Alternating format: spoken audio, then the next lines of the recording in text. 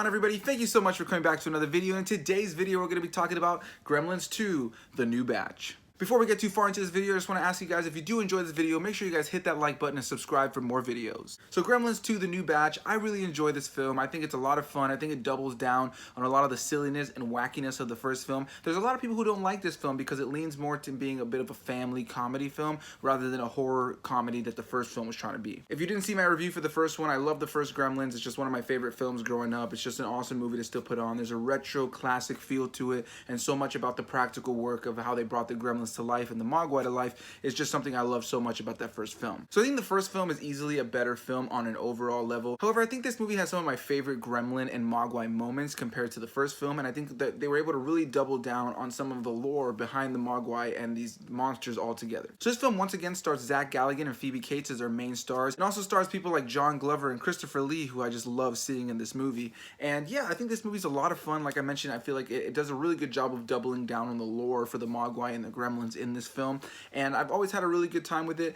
It's definitely really silly, and you really got to know what kind of movie you're watching. But what I love about it is that the movie does not take itself too seriously. It's very self-aware, and it's just trying to be a zany, fun, really just wacky time. So the basic premise is that Gizmo once again gets into the hands of Billy Peltzer from the first film. He's really excited to see him. It's a nice little reunion moment. You know, Gizmo's super cute. He makes the funniest and cutest noises, and I just really enjoy Gizmo in this film. I think they did a really good job of doubling down not only on his cuteness, but also making him a little bit more of an effective character in the story. In the first one, he was just kind of there to be the cute one that like is not the evil one, the one that you kind of like enjoy seeing, that you're on his side. You can kind of, it's like, oh, that's the good one, you know what I mean? But what I really enjoy about his character in this film is not only is he that role in this film as well, but he also fights back, and he has a little bit, you know, more to do in the script other than just being the cute one who's hiding or running away from the monsters. So the basic premise of this film, without getting into any real big spoilers, is you have Phoebe Cates and Zach Galligan's characters, once again, Billy Peltzer and Kate. They work for this huge corporation, this really big, this over-the-top building that's supposed to kind of be like an everything kind of building.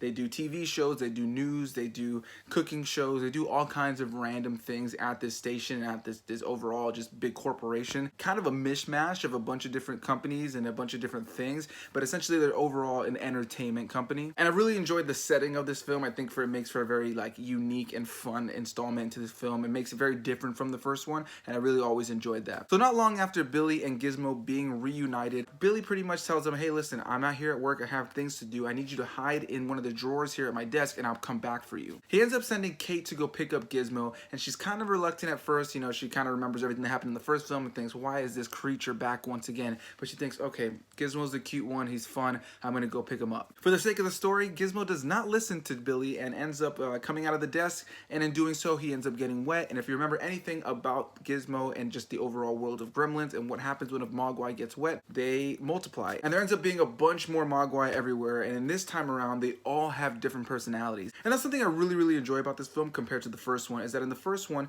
once you know the same thing happens to Gizmo and he gets wet and they multiply, for the most part they were all just kind of cute little fuzzballs that were kind of acting evil with the evil one. But the, you know, Gizmo has a very specific, really cute look. The other ones kind of had a generic look, and then there's one specific one that you know is going to be the bad one. They call him Stripe, and he has like a little white mohawk. He has a bit of a sinister, evil face, and yeah, he ends up being the evil one, the one that you get kind of stands out even when he becomes a gremlin. And what I love about this film is that they really doubled down on the silliness of it and really gave all of the Mogwai different personalities. You have the mean mugging one, you have the evil one, you have a really dopey one with wacky eyes that is going all over the place. He screams like a crazy man, laughing like a little wackadoo. And yeah, I just really enjoy that they brought so much variety to all these different Mogwai in this film. Every single one of them is 110% different. Every single one of them has a shtick. You know, you have the silly one, you have the brute, you have there's literally one that turns into a bat later on, there's one that speaks later on, and I'll get a little bit deeper into that in a moment. But yeah, I just feel like this one definitely just doubles down on the Mogwais and the Gremlins and gives you just a much more wacky and silly story. So as I'm sure you can imagine, these Mogwai end up becoming Gremlins except for Gizmo, and it, you know, just riots and just insanity and chaos ensues inside of this big building. They end up locking the building down, so everybody's trapped inside the building with them. So there's kind of this claustrophobic feel, but there's so many levels to this building and the different places that they go and the different things that they see that it never really feels like the same the entire time. So like I mentioned, this building has all kinds of different and things in it. There's literally so many different companies and kinds of entertainment and things in there. And one of the things they actually also have in there is a lab that's testing on animals. And so they end up coming across Gizmo, and they end up getting him wet again because they were doing tests on him, and he ends up multiplying even more. In this film, there's easily triple, if not quadruple, the amount of gremlins that there was at the end of the last film. And yeah, I really just enjoyed just how over the top this film gets. And what ends up happening is in this lab, there's all these chemicals, different kinds. There's one for like some sort of spider chemical, there's a bat chemical, there's an intelligence chemical, and all these random gremlins start drinking these chemicals. Like I said, you have one that turns into a bat, one that turns into a spider, one that turns intelligent and can literally speak. He can articulate his words incredibly well, and he has this nice deep like hello kind of voice. He's hilarious. He even has a musical number later on in the movie. Creature, what is it that you want? Fred, what we want is, I think, what everyone wants, and what you and your viewers have. Civilization. So this movie for me is just 110% silly. You know, there are horror elements that kind of lean back to what the first film was trying to be, but I think this film is 110% more of a comedy, and I think that works for some people and doesn't work for others. I think that this movie is a lot of fun, honestly. I think it's just cute fun. I think as a fan of the first film, I can't help but enjoy it, to be honest. I can't help but being engaged in these characters, in these worlds, and in these just wacky, crazy little creatures. And like I said, they really double down on just the insanity of this idea of these Mogwai. And there's a lot of fun to be had here. There's definitely 110% some really cringy moments and some moments that make you think, why did they keep that in the film, just from a writing perspective or even just acting performances. For the most part, I feel like everybody knows what kind of movie they're in. This isn't a movie that's like absolutely groundbreaking or crazy, and especially not narratively. It's pretty much a very standard film in a lot of ways, especially of the time. There's definitely some really dated and cheesy elements, but I think the one thing that really works for me when it comes to this movie is the Gremlins and the Mogwais. Number one, the animatronics and the puppet work for me are just so well done. Once again, the way the movie's shot, the soundtrack, the sound effects, all of that jazz, I just think that they did such a good job with, you know, just making a fun, silly, zany film that knows what it is, isn't trying to be anything other than what it is. And at the end of the day, you get some good laughs, you get some good smiles, you get some good emotional moments, as well as some what the fuck kind of moments. And I just think that, you know, the movie is a lot of fun. I really do enjoy it, and I do highly recommend it if you've never seen it. But I'm very curious, what do you guys think about Gremlins 2? Do you like it more than the first one? Like I mentioned, I think I like the first film a lot more than the second one as far as an overall narrative and just a film and just that original idea. If you know, the stakes feel high to an extent, but at the same time it's very, you know, condensed and just very contained story, and that's something I really like about the first film.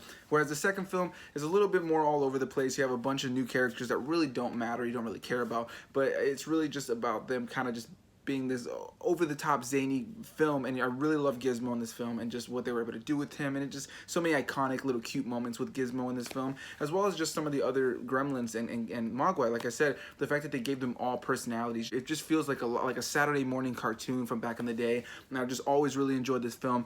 It's also incredibly weird, and I think that that's why some people really don't like this movie, because the first one knew what it was, and it was, like I said, very contained, whereas the second one definitely has some weirder elements. The finale, that like literally the last shot of this movie, is so weird. There's a musical number from all the Gremlins at one point in this film. Like, this movie just goes balls to the wall and tries to make this as weird and just zany as possible, and I'm here for it. I love it. I really enjoy this film, and I always have a good time watching it. I rewatched it not too long ago, and I just never get tired of watching this. And I just wanted to throw this review up because I did the first one quite a bit ago at this point, and I just wanted to have both of these up here on the channel, so I hope you guys have enjoyed these Gremlin reviews. Apparently there's an upcoming animated series coming out that's supposed to be a prequel or something, or maybe they continue the story, I'm not too sure, but it is going to be within the same universe of these first two films. It's going to be animated. I'm really excited to check that out, and I hope to do a review for it on this channel as well. I don't really know when it comes out off the top of my head. I don't even think there's been a trailer release, but they did release like a image where it's kind of like a silhouette, I'm assuming, of Gizmo.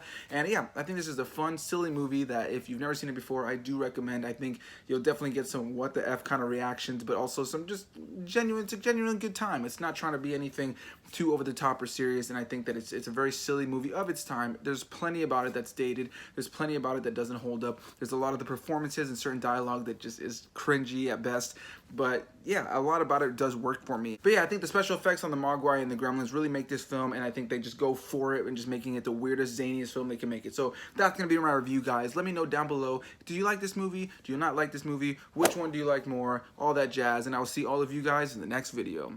Bye-bye!